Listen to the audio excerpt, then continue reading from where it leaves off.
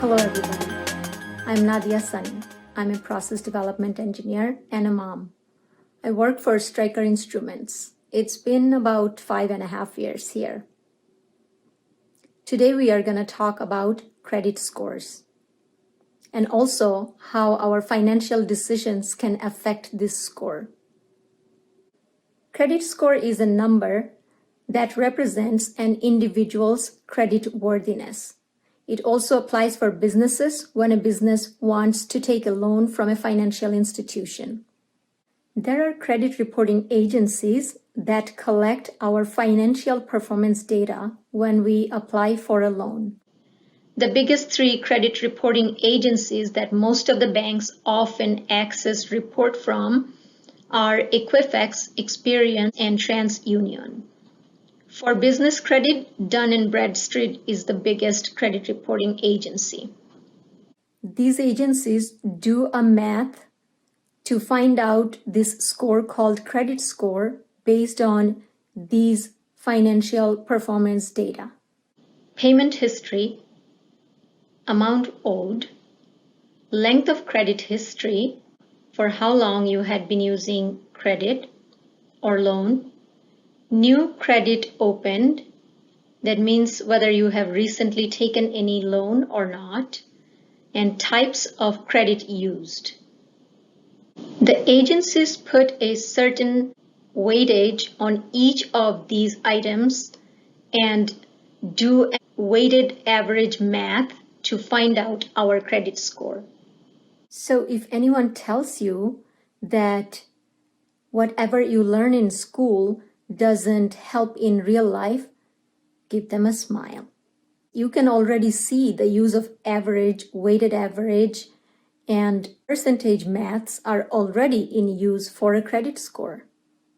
When someone tells you that if you are going to study arts and humanities, you won't need math, give them a smile.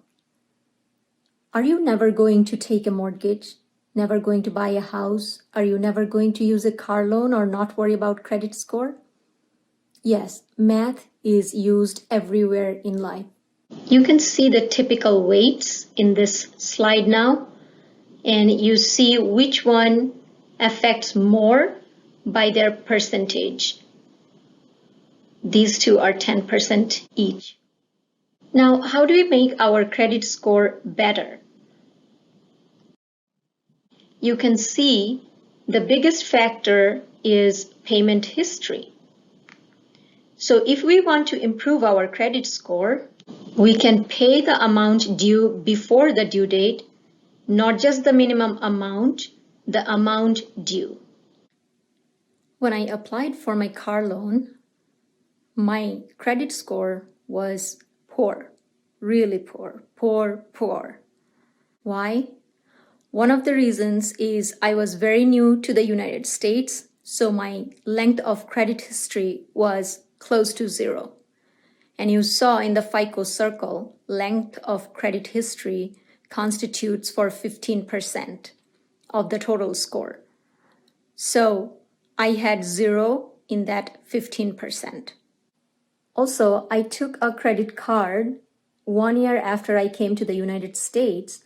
But since everybody says don't use loan, don't use credit, it's bad, I thought I would just use my cash money to buy stuff and not use the credit card. And it remained sleeping in my drawer for almost 2 years.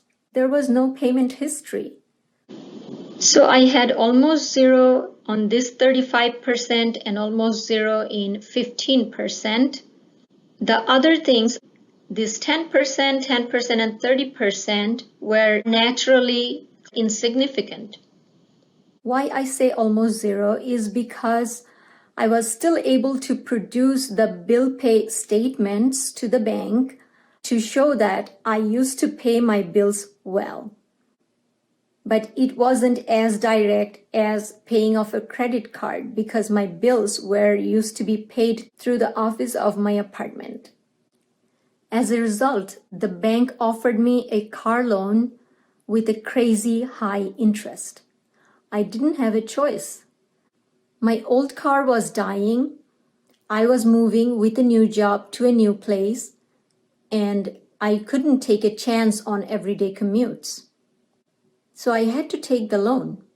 However, in the meantime, I learned from internet research on how to improve credit score and what proves a good financial practice, and I followed that. I kept paying off my credit card every month. My car loan installment was, I think, around $250 per month, but I paid about $800 per month. That way, by paying aggressively, my credit score shot up almost 150 points in 3 months. Also, by that time, I have a bit longer credit history, a good payment record, and a better mix of credit because of using two different kinds of credits, the credit card and the car loan. At this point, I went to the bank and asked for a refinancing of the car loan. As they reviewed my improved profile now, the interest rate for my car loan dropped like anything. I think it became 4 to 5%. Pretty good achievement in 3 months, isn't it? Eventually, I paid off my 3-year car loan in about 10 months. I kept on using the credit card wisely, paying off every month, and did not open many credit cards in a short period of time. So I had a smooth transition when I applied for my home mortgage. This tells me and you guys that credit score is useful. It can give you financial flexibility if you have a good score. And if you have a bad score, it can limit your ability to access financing with a good interest rate. With this score, all that they are trying to do is to come up with a number with which they can objectively compare your creditworthiness with someone else's and be fair when offering credit.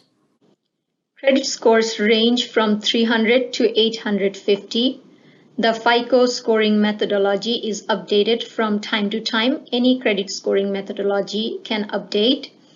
The great idea is to always keep yourself within these two green parts, good and excellent. That will give you access to almost any loan at a low cost. You can make good financial decisions based on your goals and budget and boost up your credit score. For example, you can use your credit card to pay off for buying stuff that you already have budgeted for, you already have set money aside for, and pay off the credit card at the end of every cycle before the payment due date.